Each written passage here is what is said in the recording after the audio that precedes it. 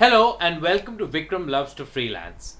Elance versus oDesk. Now, this is a question which many aspiring freelancers, budding freelancers have in their mind in terms of when they're first starting out freelancing online, which platform do they particularly opt for? And typically, the options in front of them would be, say, Elance or oDesk or freelancer.com. In this video, I'm going to focus essentially on two platforms, both of which I'm very well familiar with. I have used extensively, and I've kind of seen them from up close. So I do know about them to quite an extent. They are Elance and oDesk. Now, when it comes to both of these platforms, in terms of, say, the volume of work or the volume of projects which are posted on these sites, I would say that in the past it was oDesk which scored over Elance hands down, because the quantity of projects posted on oDesk would be considerably higher than what you saw on Elance in the past. But now, if now I'm talking about April 2013, as of when I'm making this video, I would say that Elance is also kind of jumped onto the volume bandwagon. So what's happening is, on Elance also you're seeing a large number of projects being posted, but does quantity translate to quality? No. And especially when it comes to oDesk, what I've seen is that as far as quality of jobs is concerned, it had never really appealed to me in terms of the quality. Typically, I always saw that the quality of projects was considerably lacking. And when I say quality, I especially mean the budget, in terms of the kind of pay which a freelancer could expect on oDesk projects would invariably be very low. And on the other hand, Elance as a site would invariably have quality projects with quality clients who would pay fairly good money. I won't say that a lot of them were offering like spectacular amounts of money, or even money which one can expect in the brick and mortar world, but fairly decent, fairly competitive. But right now, again, coming back to the present, what I see is that the way Elance has jumped onto the volume bandwagon is that the quality of projects has declined considerably on Elance.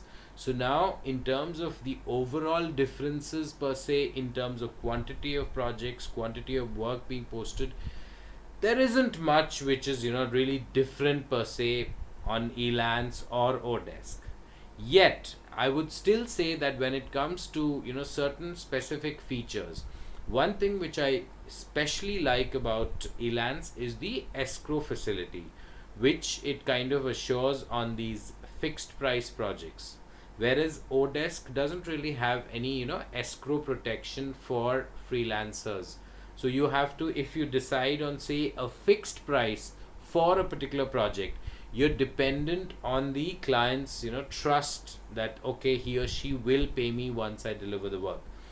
I don't think this is a model which is even acceptable to me, because come on, let's face it, anything can happen. The client could die. I deliver the work and the client's dead and nobody else knows about the project. My money is not going to come to me. Money which is rightfully due to me is not going to come to me. So that's something which one needs to think about. And as far as escrow is concerned, I feel Elance scores. And as far as in spite of the volume game which Elance is playing, which has brought down the overall quality dramatically, I would still say that as far as quality of work is concerned, again, it's Elance which scores. See, the differences are marginal, the differences are relative. Yet, overall, in terms of, if not actually making a living on Elance, I think when it comes to making significant amount of money which can possibly translate to making a living, Elance scores over oDesk. Because on oDesk, what I see is that there are just way too many freelancers, and that's why even a relatively simplistic low budget project sees way too many bids. Whereas on Elance, and this is where I'll come to a major difference. On oDesk, you don't really pay to bid on projects, whereas on Elance, you actually pay. There's a concept called connects, and as a free member, you're entitled to 40 connects at the moment, which I feel is too much. And earlier it wasn't that much. You got about 15-20 connects, which allowed you to, depending on the budget of the project, say anything less than 500 and it's not a featured job, there's only one connect which you need to invest. Whereas if it's a featured job, two connects. If its budget is between 500 and 1000, two connects. So as a free member you get 40 connects, whereas as per your paid membership, $10, $20, for going up to 40 to $60.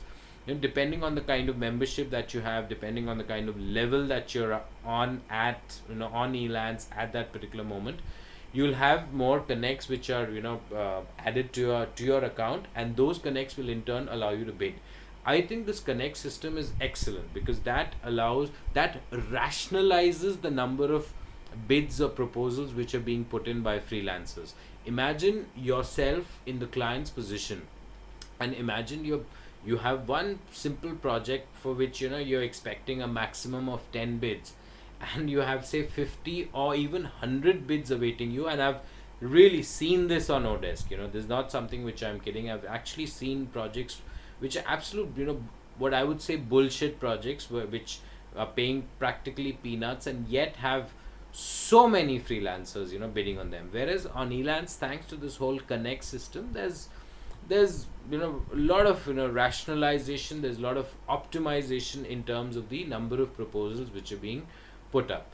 Unfortunately, thanks to this whole scaling up of connects for free providers, who are of course the majority on Elance, you see too many bids being placed these days as well. Yet Elance scores. And in terms of customer service, in terms of say the overall layout of these sites, I won't say that there's a huge amount of difference. In fact, I like oDesk's design and overall the way the website is structured. I kind of like it more. I think in terms of the way it is geared up for freelancers from far away places. Both, after all, both these sites are based in the US, but majority of freelancers are outside of the US.